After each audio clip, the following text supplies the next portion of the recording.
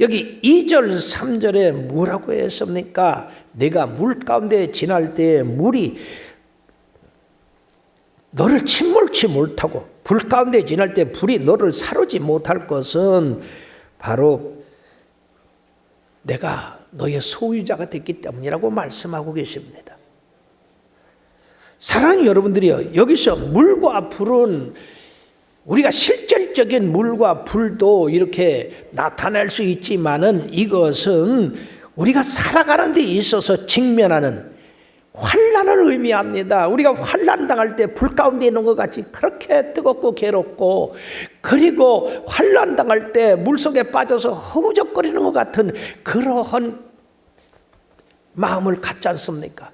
그러므로 물 가운데 지날 때, 불 가운데 지날 때 물이 침을지도 못하고 불이 사르지도 못한다는 것은 우리가 어떤 환난과 역경을 당한다라도 하나님이 우리와 함께 하시니까 우리를 그 환난에서 건지신다고 하는 것입니다.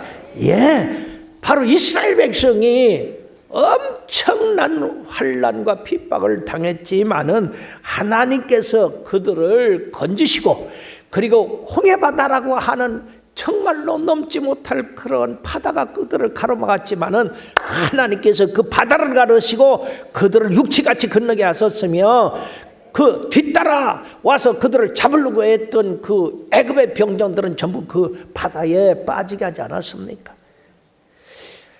바로 그런 어려운 환난을 당한다 할지라도 두려워할 것이 없는 것은 하나님이 우리를 위하여서 이처럼 보호하시고 지키시기 때문에 그렇다는 것입니다. 이스라엘 백성이 70년간 바벨론 포로에서 돌아올 때도 많은 어려움이 있었습니다. 돌아와서도 그리고 많은 어려움이 있었습니다. 특히 예루살렘 성을 쌓는 그 느헤미야의 때 그 산발락과 도비아와 그리고 그 주위에 있던 민족들이 시기해서 그 성을 못 쌓게 하고 위협하고, 그렇지만은 하나님이 함께 하시니까 느헤미야는 그 백성들과 함께 52일 만에 그 성을 완공할 수가 있었습니다. 그러니까 그들이 두려워 다 도망갔어요. 그러므로 하나님은 우리가 어려움을 당할 때 이길 수 있는 힘을 주신다 그 말이에요. 신명기 32장 10절의 말씀에 보면 여호와께서 그를 황무지에서 짐승이 부르짖는 광야에서 만나시고 호호하시며 보호하시며 자기의 눈동자같이 지키셨도다.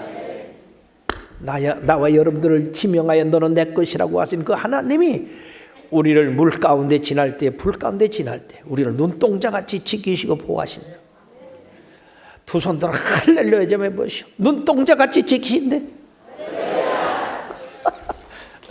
감이 잘 안 와요? 믿음대로 될지어다. 그걸 믿는 사람은 그대로 되는 것. 그러나 의심하는 사람들은 그게 안 되는 거지. 출애굽기 19장 4절에도 하나님이 너를 독수리 날개 위에 업어서 그들을 구원해냈다고 했습니다. 사랑하는 여러분들이요, 환난 당하는 분들이 있습니까? 불 가운데 통과하는 사람이 있습니까? 이 말씀을 여러분들 깊이 새기세요. 내 것으로 삼으세요.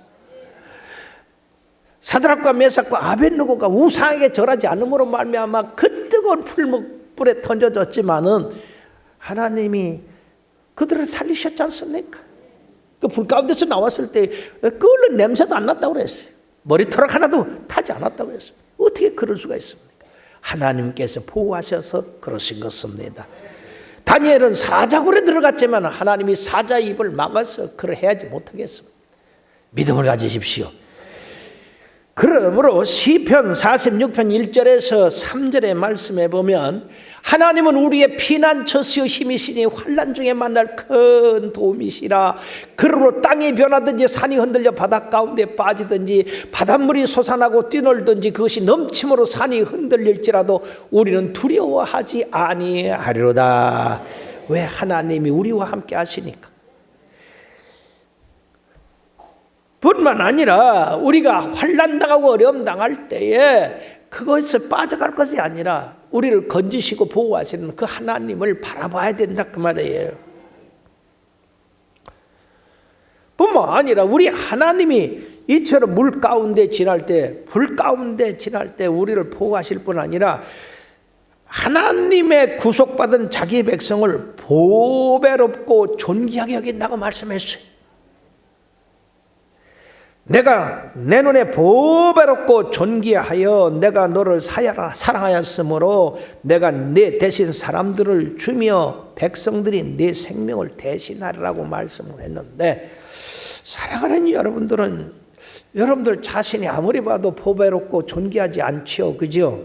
그러니까 하나님이 여러분들을 보배롭고 존귀하게 여기셨다, 그러는데도 가만히 있는 거 보면 알 수가 있어요. 어째 그렇게 믿음이 없습니까? 하나님이 여러분들을 택하셔서 부르셨을 뿐 아니라 너는 내 것이라 하셨고, 여러분들을 불 가운데 물 가운데 지날 때 보호하시고 지키실 뿐 아니라 너는 보배롭고 존귀한 자라. 아이고, 자다가도 벌떡 일어나야 되지. 우리가 아무리 봐도 우리는 존귀한 자가 아니고 보배로운 자가 아니에요, 그죠? 예. 그런데 하나님은 나와 여러분들을 보배롭고 존귀한 자로 여기고 계시다는 얘기예요. 여러분 어떻게 되겠어요?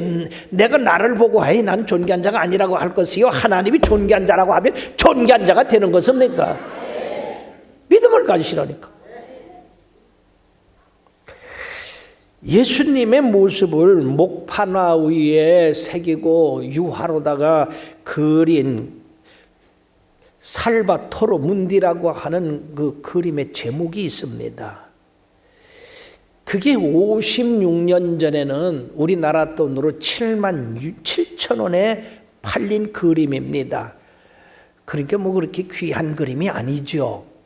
근데 여러분들이요, 그 그림을 분석하는 사람들이 자꾸 분석을 하다 보니까 이것은 레오나르도 다빈치의 제자가 그린 그림이다 해서 7만 7천 원 값이 매겨졌는데, 세상에 그것을 자꾸 조사를 해보고 또 조사를 해보고 그렇게 하다가 보니까 그 속에 레오나르도 다빈치의 사인이 있어요. 즉 최후의 만찬을 그린 바로 그 그림의 주인공의 사인이 있습니다. 그래가지고요, 이 7만 7천 원짜리가 얼마로 됐는지 알아요? 2,100억.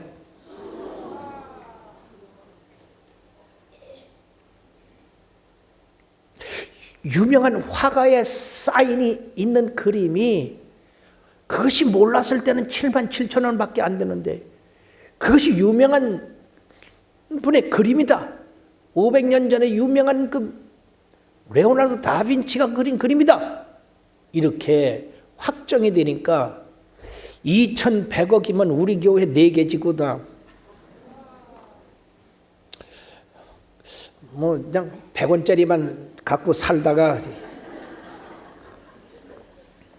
2,100억이라는 게 이게 감이 잘 안 가는가 본데, 쉽게 얘기해서 우리 교회 4개 짓는 거. 그림 하나가, 에? 자, 세상에 유명한 사람이 사인 하나만 있어도 이렇게 엄청난 가치를 가지고 있는데, 나와 여러분들에게는 하나님의 아들 예수 그리스도의 그 사인이 있어요. 너는 내 것이라. 자, 그걸 우리가 어떻게 하느냐? 성령으로 우리를 인치셨다고 했습니다. 우리의 이마에는 세상 사람이 보이지 않지만 하나님이 보면은 이마에 다 성령으로 내 것이라고 인을 딱 쳤어요. 예? 저 목장 주인들이 그 소나 양을 풀어놓을 때에 궁딩에다가, 또는 양들은 이 궁딩에다가 넣으면 안 되니까 이 귀에다가 주인이 사인을 합니다. 사인을 할 때는 아프지요. 뜨거운 이 쇠로다가 찍으니까. 그러나 그건 어디 가나 그 사람 거예요. 그 주인 거예요. 그런데 나와 여러분들에게는 우리의 심령은 우리가 알아요. 우리가 하나님이 내 것이라고 사인을 했는지 안 했는지 내 자신을 아는데 사람들은 몰라. 근데 하나님이 딱 보면 우리 이마에 하나님의 인, 그 아들의 인이 딱 찍혀 있어. 그럼 여러분들이 이게 얼마가 갔어요? 2100억? 여러분들이 상상할 수 없는, 값으로 매길 수 없는 값어치를 갖고 있어요. 할렐루야. 그러니까 여러분들은 우리 하나님 보시기에 보배롭고 존귀한 자라는 것을, 여러분들 내가 생각하기에는 참 하잘것없는 인생이지만은 바로 하잘것없는 나를 위해서 하늘과 땅을 지으시고 하나님의 독생자 예수 그리스도를 값주고 샀다, 그 말이에요. 그러니까 바로 우리의 값이 참 하잘것없는 값이지만은 하나님의 아들이 그렇게 비싸게 주고 샀기 때문에 우리는 엄청난 값을 가지고 있다. 크게 외치세요. 나는 하나님의 보배롭고 존귀한 자다. 아직도 감이 안 가는 사람 집에 가서 밥 먹으면서도 자면서도 그렇게 외치십시오. 나는 엄청난 값을 주고 산 사람이다. 사랑하는 여러분들이요, 우리에게는 하나님의 형상이 찍혀져 있고 하나님의 인침이 찍혀져 있고 우리는 이 세상 가운데서 특별히 구별된 사람들입니다. 그러므로 우리 하나님이 너는 존귀한 자다, 너는 보배로운 자다, 그러면 우리는 그게 되는 거지요. 그러니까 여러분들 자신을 너무 이렇게 하고 살지 마세요. 그거는 예수 믿는 사람들이 그런 교만하라 소리는 아니고 그만한 가치를 가지고 나는 사는 사람이라고 항상 생각하셔야 됩니다. 그러니까 예배 때 조는 거 이거 문제가 된다, 그 말이죠. 왜 아침부터 졸어? 나는 아주 화딱지가 나, 그런 사람들 보면. 암만 피곤해도 여러분들 예배 때 자고 와. 그래서 졸지 마라. 그 이유가 안 되는겨. 그러므로 세 번째는 우리가 하나님의 영광을 위해서 살 것을 7절에 말씀하고 있습니다. 내 이름으로 불려지는 모든 자를 내가 내 영광을 위해 창조한 자를 오게 하라고 말씀했어요. 할렐루야. 바로 이처럼 우리를 창조하시고 부르시고 지명하여서 하나님의 것으로 삼으시면서 너는 내 것이라 하시고 보배롭고 존귀한 자라고 하는 그 목적이 딱 한 가지, 그것은 하나님 앞에 영광을 돌리는 삶을 살아라, 그 말이에요. 그리고 요거 21절에 보면 뭐라고 말씀하셨느냐? 이 백성은 내가 나를 위하여 지었나니 나를 찬송하게 하려 함이라. 우리 하나님을 영광스럽게 하기 위해 창조할 뿐 아니라 우리 하나님을 찬송하기 위해, 이 두 가지 목적이 있어요. 그러니까 우리 성가대가 얼마나 복받은 자들인지 모릅니다. 이사야서 44장 6절 말씀에는 이스라엘 왕인 여호와, 이스라엘 구원자이신 만군의 여호와가 이같이 말하노라. 나는 처음이요 나는 마지막이라. 나 외에 다른 신이 없느니라. 자, 그런데 사랑하는 여러분들이요, 이와 같이 다른 신이 없다고 하는데 문제는 우리가 다른 신을 섬기고 있다 하는 것입니다. 하나님을 제일 사랑해야 되는데 하나님보다 더 사랑하는 그런 것들이 다 여기 하나님의 그 사랑을 배반하는 것이 된다는 것이죠. 특히 조상신에게 엎드려 절하는 거 다른 신입니다. 지금까지 우리를 사랑하시고 지키시고 존귀한 자로 여기신 목적은 하나님 앞에 영광을 돌리라고 그러는데, 여러분들이 제사상을 차려놓는다든지 차례상을 차려놓고 절하는 것은 다른 신을 섬기는 것이 되기 때문에 이것은 하나님의 사랑에 대한 배반이요, 이거는 목적에 대한 이행을 안 한 범죄가 되는 거다, 그 말이에요. 그러니까 여러분들이 조상신에게 절하는 것이 이처럼 엄청난 범죄라고 하는 사실을 깨닫게 되기를 주의 이름으로 부탁을 드립니다. 하나님이 뭐라고 그랬어요? 나 외에 다른 신을 섬기지 말고 우상을 만들지 말고 거기 절하지 마라. 나를 미워하는 자의 죄를 갖되 3,4대까지 하라니와 나를 사랑하고 내 계명을 지키는 자에게는 1,000대까지 복을 주신다. 그러니까 여러분들 이미 1,000대까지 복을 받도록 들어오신 분들이 있는데, 예? 조상들이 이렇게 제사 지낸다고 해서 차례를 지낸다고 해가지고 여러분들이 거기 따라하면 안 된다 그 말이에요. 여러분들은 보배롭고 존귀한 자로 지으신 그 하나님의 사랑을 배반하는 자가 된다 그 말이에요. 자, 1월 1일 날 모여서 집안들이 모여서 조상 신위를 써놓고 절을 하는데 여러분 시간은 누가 준 겁니까? 시간은 누가 준 거예요? 여러분들 생명은 누가 준 거예요? 여러분들 조상은 누가 준 거예요? 다 하나님이 주신 거예요. 다 주인이 하나님 거예요. 우리 거 하나도 없어요. 조상신은 여러분들이요, 그건 거짓이에요. 조상신은 딱 죽잖아요. 죽으면요, 하늘에서요 천사가 내려오든지 아니면 어둠의 세력 마귀가 오든지 그래가지고 죽으면 딱 보고서 예수 믿고 구원받으면 천당으로 내려가지만 그렇지 않은 사람은 지옥으로 끌고 가요. 그러니까 죽을 때 막 이를 악물고 막 몸부림치는 거는 그건 지옥이야. 그런 예수 믿는 사람들 기쁨으로. 일전에 제가 우리 성도로부터 참 귀한 간증을 들었어요. 어린 조카가 있는데 심히 열이 나고 아프고 병원에 갔다 왔는데 병원에서는 못 고친대요. 근데 그 조카가 어디 사느냐면 대전에 산대요. 그래서 밤 1시쯤 돼서 기도를 하다가 잤는데 세상에 꿈에 그 조카가 이렇게 누워 있는데 그냥 웬 검은 옷을 입은 노인들이 와서 막 춤을 추고 좋아하더라는 거예요.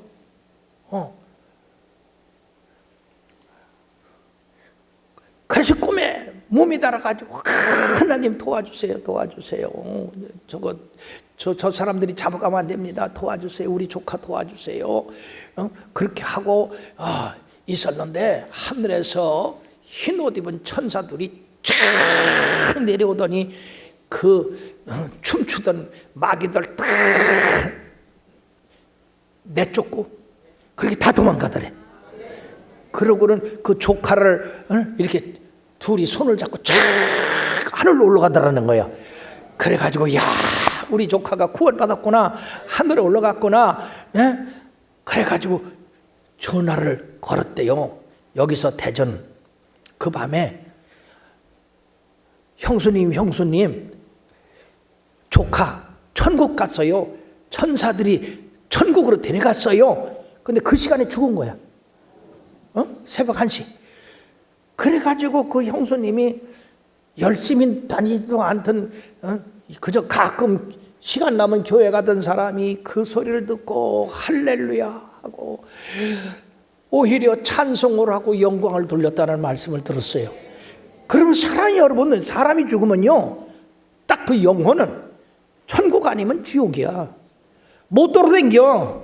만약에 죽은 사람이 귀신이 돼서 돌아다닌다고 합시다. 아담서부터 지금까지 얼마나 많은 사람이 귀신이 됐겠어? 그렇지 않아? 여러분들 죽어서도 귀신 돼갖고 올랴? 성경 말씀에는 딱 그 부자가 지옥에 갔는데 못 나오잖아요. 그러니까 쓸데없는 그런 관습, 습관 때문에 우리들이 쓸데없이 절을 하는데 여러분들 절대로 그래서는 안 될 줄 믿습니다. 예, 우리 집사님 간증 못 들었어요. 예수 믿으면서도 할 수 없이 제사상 차렸더니 꿈에 어떻게 했습니까? 마귀들이 춤을 추면서 야, 하나님의 딸이 우리를 위하여 음식을 차렸다, 신난다, 신난다 그러고요 춤을 추고 돌아다니더라는 거예요.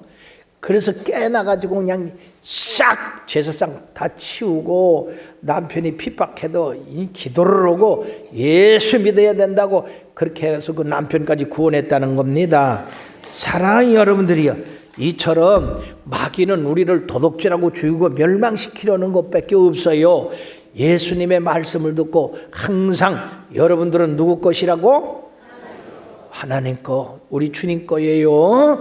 예. 근데 여러분들이 거기다 절하면 제사상에 절하고 우상에게 절하면 여러분들은 마귀 것이 되는 거야. 정신 바짝 차리시기를 바랍니다. 그러므로 고린도전서 10장 31절에 뭐라고 말씀하셨느냐? 그런즉 너희가 먹든지 마시든지 무엇을 하든지 주의 영광을 위하여서 해라. 다 같이 따라합시다. 시작. 그런즉 너희가 먹든지 마시든지 무엇을 하든지 다 하나님의 영광을 위하여 하라. 사랑하는 여러분들이여, 담대하시길 바랍니다. 조상신이 우리를 괴롭히는 게 아니라 마귀가 괴롭히는 거예요. 마귀가. 그러니까 여러분들 담대하게 나는 하나님의 아들이다. 나를 위해서 우리 주님이 죄값을 치르셨다. 그러므로 나는 이중으로 하나님 것이다. 이 마귀야, 예수의 이름 물러가라. 우리 집안을 괴롭히던 마귀야, 물러가라. 이 마귀는요, 또 집안에 저주를 갖다 주는 그런 마귀도 있어요. 병을 갖다 주는가 하면은 어느 집사님이 말이에요, 조용하고 얌전한 분인데 신기하게 새벽마다 와서 울면서 그렇게 하나님 앞에 기도하더라고요. 저 양반 성격으로 봐서는 저럴 분이 아닌데 이상하다. 나중에 알고 봤더니 그 가문의 저주가 있는 거예요. 그 집에는요 60대 노인네가 하나도 없어. 왜? 다 50 넘기가 어려워. 그 시아버지도 그렇고 시어머니도 그렇고 그 외도 그렇고 그 외도 그렇고 이제까지 60 넘은 사람이 그 집안에 없어. 근데 지금 그 남편이 49이요. 예? 갈 때가 된 거요. 지금까지 공식으로 말하면. 그러면 남편 49에 죽으면 자기는 어떻게 되는겨? 그러니까 하나님 우리 집안에 있는 저주 물러가게 없어서 우리 집안에 있는 이 저주 단명하게 하는 저주 물러가게 하옵소서. 크게 기도를 했는데 응답됐겠어요? 안 됐겠어요? 하나님이 49에 데려갔겠어요? 안 데려갔겠어요? 세상에 지금까지도 건강하게 잘 있어. 근데 그 사람 지금 나오는지 안 나오는지는 내가 잘 모르는데 나와도 이렇게 열심히 안 내는 것 같아. 이게 피부에 와 닿아야 되는데 하나님의 은혜는 저 햇빛과 같아서 잘 느끼지를 못해요. 그렇지만은 사랑하는 여러분, 이래서 그 집사님의 기도로 그 가정의 가문의 저주가 떠나가고 말았습니다. 여러분들도 열심히 기도하세요. 하나님은 너는 내 것이라 했는데 하나님이 책임지십니다.